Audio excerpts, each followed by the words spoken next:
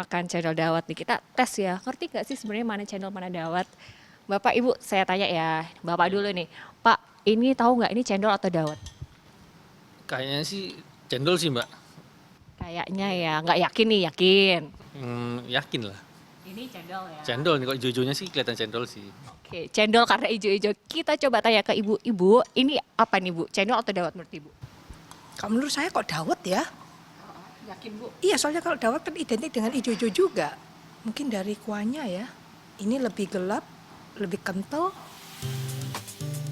Nama cendol dan dawet memang cukup familiar di telinga. Tapi ternyata ketika membahas perbedaannya cukup membuat garu-garu kepala ya bagi penikmatnya.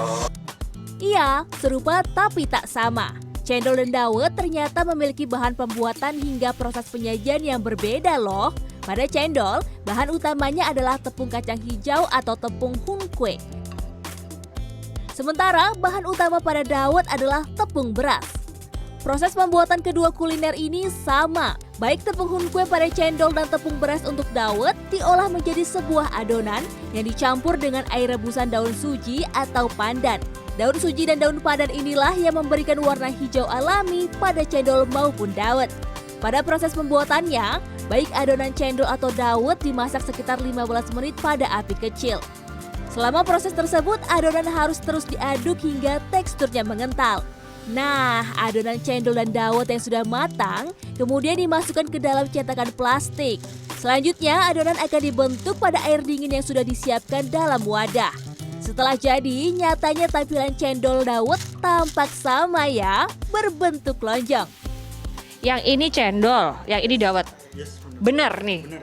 Tapi sejujurnya saya nggak tahu nih, ini yang membedakan antara cendol dawet nih apa? Soalnya kan sama-sama hijaunya. Ini bedanya apa sih? Jadi kan kebanyakan orang anggapnya cendol sama dawet itu sama.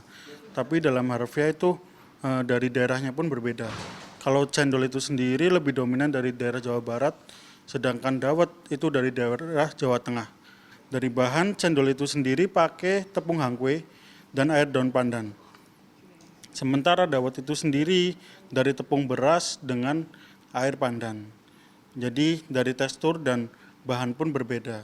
Kalau penyajian cendol sendiri kadang ada yang dengan topping nangka atau lain sebagainya. Sementara dawet itu lebih dominan ke pure dengan air gula sama santan. Tapi kalau dawet lebih banyak variannya.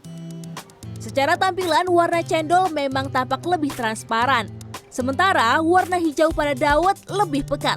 Begitupun ketika dimakan. Tekstur cendol lebih kenyal dibandingkan dawet. Namun tenang, sama-sama nikmatnya kok. Apalagi jika dicampur dengan sirup, santan, gula merah, ditambah dengan topping nangka dan guyuran es serut. Seger! Setelah tahu perbedaannya, tentunya kita harus semakin menghargai dan melestarikannya ya. Sekalipun di tengah gempuran minuman-minuman kekinian. Gea Clarissa, Ganjar Wicaksono, Surabaya, Jawa Timur.